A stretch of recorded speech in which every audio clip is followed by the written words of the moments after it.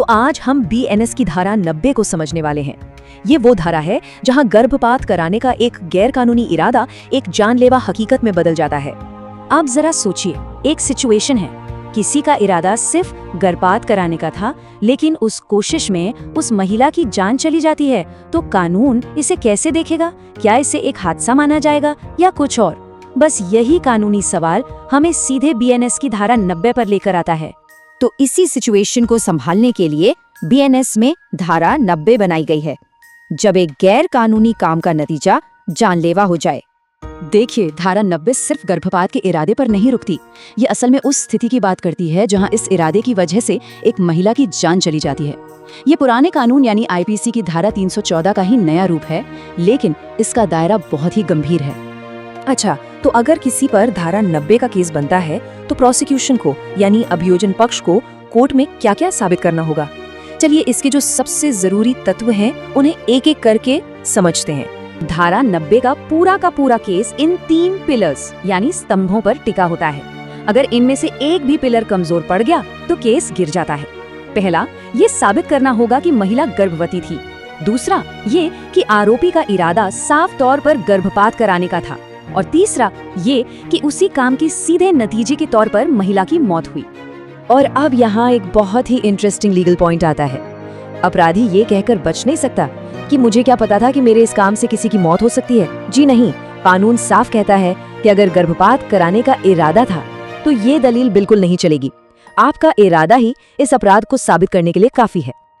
अब आते हैं इस कानून के सबसे बड़े टर्निंग पॉइंट पर, एक ऐसी चीज जो सजा को पूरी तरह से बदल कर रख देती है, और वो है सहमति यानी कंसेंट। क्या महिला इस प्रक्रिया के लिए सहमत थी या नहीं? यहाँ 2 बिल्कुल अलग अलग केसेस हैं। देखिए, अगर महिला की सहमति से गर्भपात किया गया और उस दौरान उसकी मौत हो गई तो सजा 10 साल तक हो सकती है। लेकिन अगर वही काम उसकी सहमति के बिना उसे धोखे में रखकर या जबरदस्ती किया गया तो ये अपराध लगभग हत्या के बराबर माना जाता है और सजा सीधे आजीवन कारावास तक हो सकती है। लेकिन रुकिए, धारा 90 को अकेले नहीं समझा जा सकता। इसे पूरी तरह समझने के लिए हमें इसकी नींव तक जाना होगा, यानी धारा 88 और 89। असल में ये वो अपराध हैं जिनसे धारा 90 निकलकर आती है। आप ऐसा समझ सकते हैं कि धारा 88 और 89 तब लगती हैं जब गर्भपात का प्रयास तो होता है, लेकिन शुक्र है कि महिला की जान बच जाती है। ये वो आधार हैं जिन पर धारा 90 का गंभीर अपराध खड़ा होता है। तो धारा 88 क्या है? ये उस केस की बात करती है जहां महिला की सहमति से कोई गैर कानूनी गर्भपात कराया जाता है। यहाँ महिला खुद उस अवैध काम में शामिल है। और फिर आती है धारा 89 जो इससे भी ज्यादा गंभीर है। यहाँ गर्भपात महिला की मर्जी के खिलाफ किया जाता है। कानून इसे एक बहुत ही क्रूर और गंभीर अपराध मानता है, क्योंकि ये महिला के अपने शरीर पर उसके अधिकार का सीधा उल्लंघन है। तो चलिए अब इन तीनों सेक्शंस को 88, 89 और 90 को एक साथ रखकर देखते हैं, ताकि इनके बीच का जो फर्क है वो बिल्कुल साफ हो जाए और कोई कंफ्यूजन न रहे। इस टेबल को जरा ध्यान से देखिए। धारा 88 और 89 दोनों में नतीजा गर्भपात है, लेकिन सिर्फ एक चीज, सहमति, इसका होना या न होना सजा को 7 साल से सीधे आजीवन कारावास तक ले जाता है। वहीं धारा 90 में नतीजा मौत है, और यहाँ भी सहमति का वही फैक्टर सजा को 10 साल से आजीवन कारावास में बदल देता है। इससे पता चलता है कि कानून सहमति और परिणाम को कितना ज्यादा महत्व देता है। तो इन तीनों धाराओं को याद रखने का कोई आसान तरीका है? चलिए इसे एक सिंपल 3 स्टेप के टेस्ट में तोड़ते हैं। इसे ऐसे याद रखिए, ये बहुत आसान है।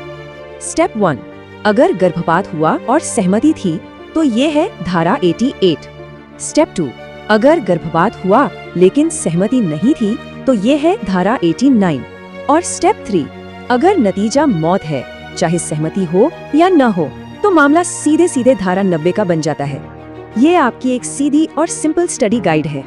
तो आखिर में ये धारा 90 हमें एक बहुत बड़े सवाल के साथ छोड़ जाती है। किसी भी अपराध की सजा तय करते समय कानून को इरादे को ज्यादा महत्व देना चाहिए या उसके अंजाम को, मतलब इंटेंट वर्सेस कॉन्सिक्वेंस, इन दोनों के बीच सही संतुलन क्या होना चाहिए, इस पे जरूर सोचिएगा।